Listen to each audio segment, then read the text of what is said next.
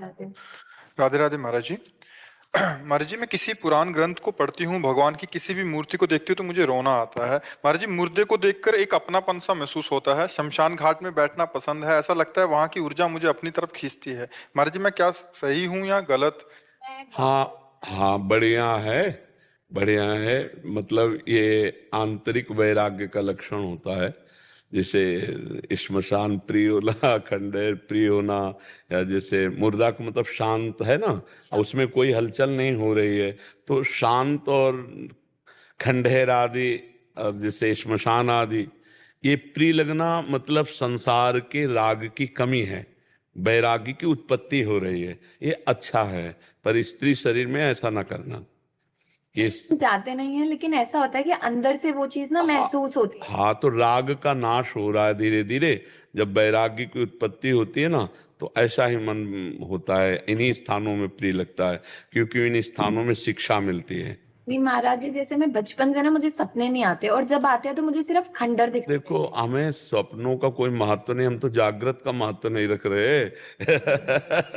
हम तो जागृत की धज्जियां उड़ा रहे हैं, तो स्वप्न क्या है? ये जरूर है कि नाम जप करो, तभी इसकी सार्थकता है। अगर नाम जप नहीं करती हो तो इसकी क्या सार्थकता है? आप सोचो।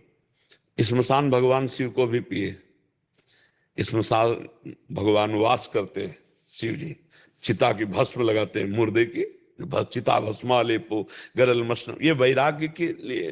पर वैराग्य की जो फल वृत्ति है, वो भगवान में चित्त को जोड़ना है। नहीं, खाली वैराग्य से क्या मतलब हुआ? अब मान लो बहुत वैरागी हो और आपके अंदर भगवान का भजन नहीं है, तो फिर उससे मतलब क्या? आप समझना जरा, वैराग्य की पूर्णता भगवान के अनुराग में है। धनी वैराग उसी का जिसका भगवान में अनुराग हो गया। अगर अनुराग नहीं हुआ तो फिर वैराग नहीं। शास्त्र कहता है वैराग जगते भयो फिरे वैरागी, लेकिन वृंदावन रस में अनुरागी। प्रिया प्रीतम के चरणारविंद में, प्रभु के नाम में, प्रभु के रूप में यदि आसक्ति है तो वो वैराग्य धन्य। नहीं तो कोरा वैराग्य किसी काम का नहीं। मान लो मुझे समाज अच्छा नहीं लगता, एकांत प्रिय है, लेकिन हमारा उस समय भजन नहीं हो रहा, तो उसे मतलब क्या रहा? स्मशान में तो भूत प्रेत भी रहते हैं, नहीं रहते? सियार भी स्मशान प्रिय है, क्योंकि स्मशान में मुर्दे आदि की तो जो मांसाहारी कुत्ते हैं उनको भी वो प्रिय है, तो हमको भी प्रिय है। तो हम में उनमें यह अंतर है कि वो अपनी वासना की पूर्ति के लिए हैं और हम उपासना की पूर्ति के लिए। हमें संसार अच्छा नहीं लगता, और ये लगता सबकी अंतिम दशा यही है, इसलिए राधा राधा राधा राधा राधा राधा। हमारी बात समझ रहे? खूब नाम जप कीजिए। मेरा बस एक सवाल है, मेरा ये था कि जैसे मैं पूजा करती हूँ, कोई भी मूर्ति देखती हूँ, आरती करती हूँ, अखंड जलाती हूँ, तो मेरे ना आंसू नहीं रुकते, मुझे खुद से ही वो रोना आता है। कोई बात नहीं, अच्छी बात है, सात्विक हृदय का लक्षण है, पर ये अभी भगवत प्रेम नहीं है। अभी से हम भगवत प्रेम नहीं कह सकते। सात्विक भाव है, सतोगुण का लक्षण है, अच्छा है। इसे छुपाइए छपाइए नहीं, नहीं तो ये यहीं खत्म हो जाएगा। जो भागवतिक अनुभूतियां हैं उनको छुपाया जाता है। अगर कोई बात कहनी है तो पूर्व में बीती हुई, वो भी संत महात्मा और भगवान को बीच में लेके, और फिर दूसरे के कल्याण के लिए कही जाती है। वर्तमान की स्थिति को कभी व्यक्त नहीं किया जाता। अगर वर्तमान की स्थिति को, सात्विक भावों को, भक्ति के भावों को व्यक्त कर दिया जाए तो वहीं ठप हो जाएगा। ये एक नियम है, हमारी वाणियों में लिखा हुआ है।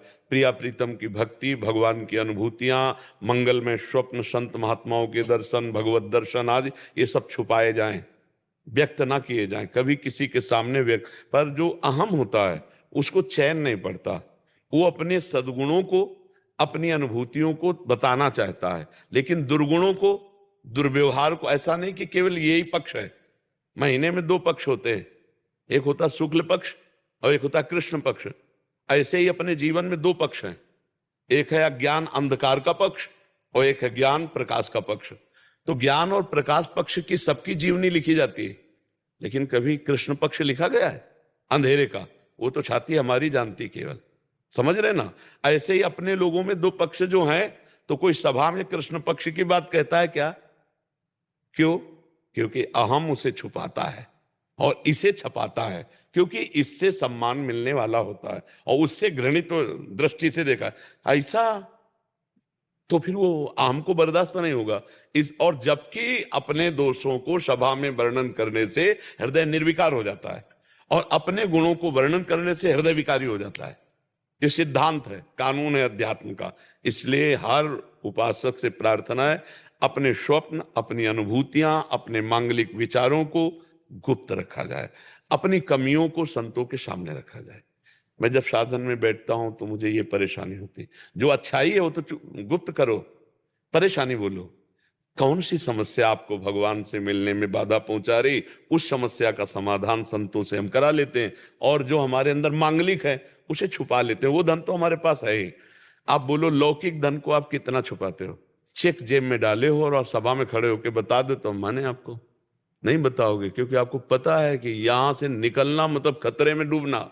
ऐसे भगवान के भजन को, भगवान की अनुभूतियों को, अपने प्यारे के मिलन की बातों को एकदम गुप्त किया जाता है। अब देखो, जब संतों से पूछा, जैसे हनुमान जी महाराज, विभीषण जी कैसे परिचय बता रहे हैं, आगे परिचय बता रहे हैं, ज्ञानी नाम अग्रगण्यम मतुलित बलधामम बुद्धिमताम वरिष्ठम, ऐसा बोल देते।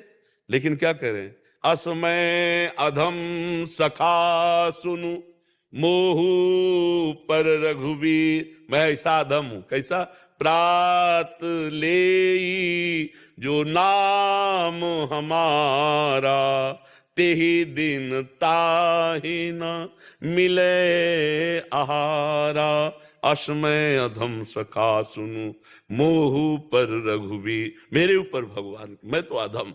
ये अपने गुणों को छुपा के, और हम लोग जब बात करेंगे तो अपने गुणों को बढ़ा के और दुर्गुणों को छुपा के, यही देहाभिमान का लक्षण है। देखो, आप जहां बैठे हो, प्यारे अध्यात्म का क्षेत्र है, वृंदावन, और निष्काम भाव से यहाँ अध्यात्म की केवल चर्चा, शुद्ध अध्यात्म की भागवतिक चर्चा। तो कभी आप अहंकार का ऑपरेशन कर रहे हो तो बुरा मत मानना कोई, क्योंकि यहाँ आए हुए सुधरने के लिए। आप जिस अध्यात्म में चल रहे हो उसकी ऊंचाई पर चढ़ने के लिए आए हो। अच्छा, अब हमको बताने के लिए, जैसे आप हमको कि हम भागवतिक हैं, हमको जैसे समझाना, तो हमने आपको सीधे भगवान माना है। हम आपको बता दें, हमारे सामने जो आता है वो मेरा सीधे भगवान होता है। इससे बड़ा पद आपको तो कोई दे नहीं सकता, सम्मान, ठीक है ना। आप प्रश्न ना करें, हमारे भगवान है, और आप अब प्रश्न करेंगे फिर आपको उत्तर मिलेगा, और जब उत्तर मिलेगा तो आध्यात्मिक होगा।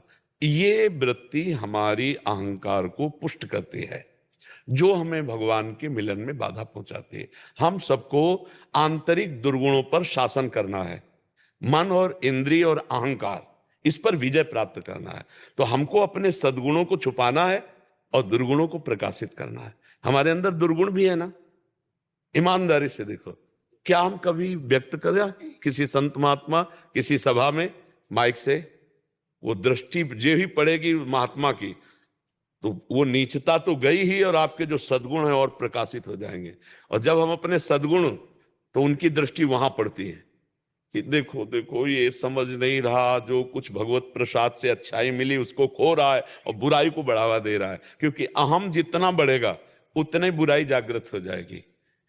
संस्कृति मूल शूल प्रद नाना, सकल शोक दायक अभिमाना, ताते करें कृपा निधि दूरी, सेवक पर ममता तिहूरी।